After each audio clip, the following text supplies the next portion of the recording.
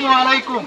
পিছনে যান। আপনারা জানেন যান। দীর্ঘ 17 বছরের অবর্ণনীয় নির্যাতন, দুঃখ কষ্টের মাধ্যমে এই 2024 সালের 5ই আগস্ট জনতার বিপ্লবের মাধ্যমে একটি অন্তর্বর্তীকালীন সরকার প্রতিষ্ঠিত হচ্ছিল এবং সেই সরকারের আন্তরিক প্রচেষ্টার মাধ্যমে আগামী 12ই ফেব্রুয়ারি বাংলাদেশে জাতীয় সংসদ নির্বাচন অনুষ্ঠিত হতে যাচ্ছে।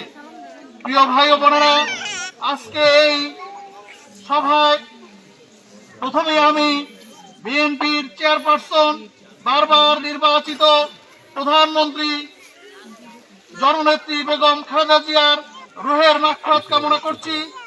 আল্লাহ যেন ওনার সমস্ত ত্যাগ, কষ্ট এবং দুঃখ কষ্টের যা যা দান করে আল্লাহ তাকে যেন বেহেশতের সর্বোচ্চ স্থান দান করেন। বেগম খালেদা জিয়া শুধু গত 17 বছরই নয়, সেই 1983 সাল থেকে বিএনপির দায়িত্বভার গ্রহণ করে দেশে গণতান্ত্রিক আন্দোলনের নেতৃত্ব দিয়ে দেশে 1991 সালে একটি গণতান্ত্রিক সরকার পুনঃপ্রতিষ্ঠা করেছিলেন। প্রিয় ভাই ও বোনেরা, তার সরকার প্রথম দায়িত্ব গ্রহণ করার পরেই উনি নারী অধিকার আদায়ের জন্য ব্যাপক কর্মসূচি গ্রহণ করেছিলেন। নারীদের শিক্ষা, নারীদের অবৈতনিক শিক্ষা এবং উপবৃত্তির মাধ্যমে উনি নারীদেরকে এই সমাজে মূল্যায়িত করার, এই সমাজে প্রতিষ্ঠিত করার উনি প্রচেষ্টা চালিয়েছিলেন। প্রিয় ভাই ও বোনেরা, সেই বেগম খালেদা জিয়া, তার উত্তরসূরি জনাব তারেক রহমান সাহেব আমাদের মাঝে 31 দফা প্রণয়ন করেছেন এবং সেই 31 দফার মাধ্যমে উনি বাংলাদেশের জনগণের ভাগ্য উন্নয়নের জন্য একটি সুনির্দিষ্ট পরিকল্পনা জনগণের সামনে পেশ করেছেন।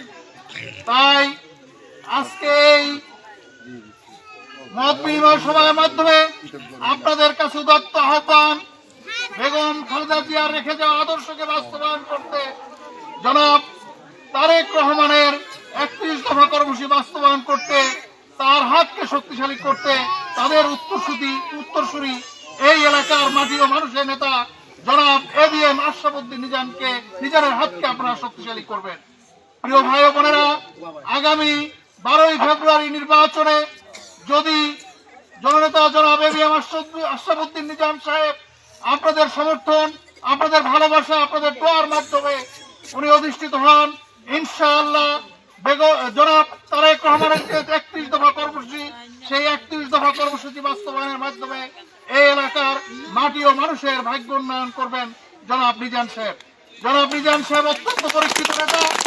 উনি এই অঞ্চলে একদম লাগাতার 12 থেকে 14 বছর সংসদ সদস্য হিসাবে আপনাদের পাশে ছিলেন। আপনারা তাকে চেনেন, আপনারা তাকে জানেন।